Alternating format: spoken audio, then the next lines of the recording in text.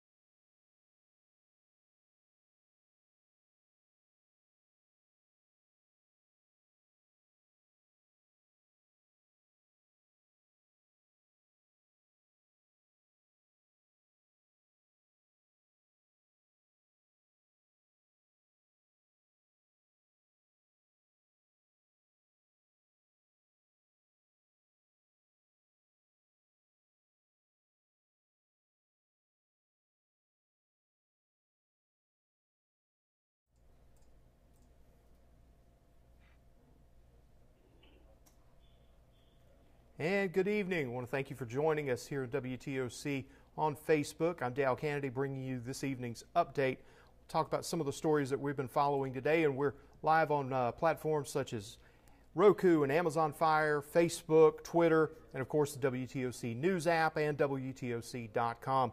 Some of the stories that we've been following this afternoon and this evening.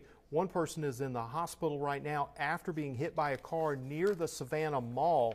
Take a look at the map. You can see it happened on Middle Ground Road at Mohawk Street. Savannah police shut down that area for quite some time. We know the victim was taken to the hospital with major injuries, and the Savannah Police Department's Traffic Investigation Unit is handling the case. And of course, as soon as we know more about that, we will bring that information on to you.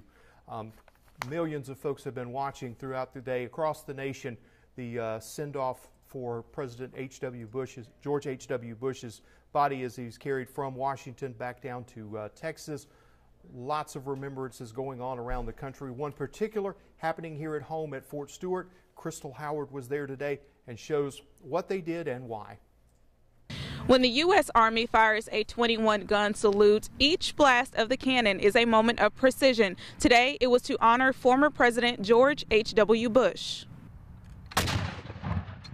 Timing, accuracy, and practice is what goes into this 21-gun salute to make sure every hand motion and blast is perfect. Platoon Leader Mullins told me his job was to lead his team into making sure George H.W. Bush got the full salute he deserved as former president. A salute that originated in the 14th century and became the highest honor a nation rendered was done on multiple military posts at the same time around the nation today to honor the former president as he was laid to rest. So I think it's just greater for the community as a whole, like you said, the rest of the community can hear it. So, it's in the back of everyone's mind. They hear these rounds go off, they know it's a 21-gun salute, they know it's for President Bush. It's a little show, like a little time that we can have and honor President Bush and everything he's done. And these soldiers say it was an absolute honor to be able to fire off their cannons for the former president. Crystal Howard, WTOC News. We think about President Bush's military service, that sort of expression is especially poignant. Very, very cool. Take a look at something. I don't know if this counts as a soft landing when you put a plane down in a field full of cotton, but that's exactly what happened this afternoon in Candler County. The sheriff's office posted this picture on Twitter and Facebook. They're dealing with this. The plane landed in a cotton field right off the Portal Highway, the Metter Portal Highway leading out of town.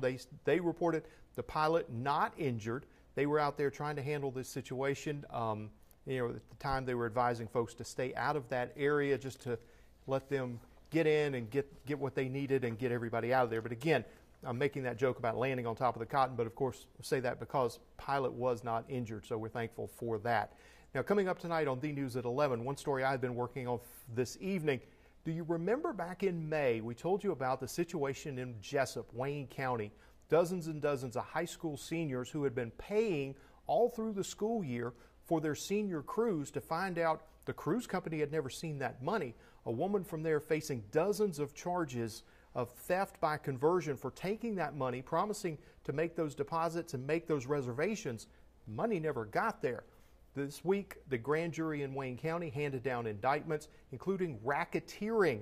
So coming up at 11, we'll talk with prosecutors about that case, but also talk to one of the parents that we've been in touch with throughout this process and her feeling of now that this case has been indicted, and see where it goes from there. We'll have that. And of course, Jamie will have all of your weather. Join Dawn Baker and Jamie Ertel as they bring you the news tonight at 11. For now, have a great evening, and we'll see you soon.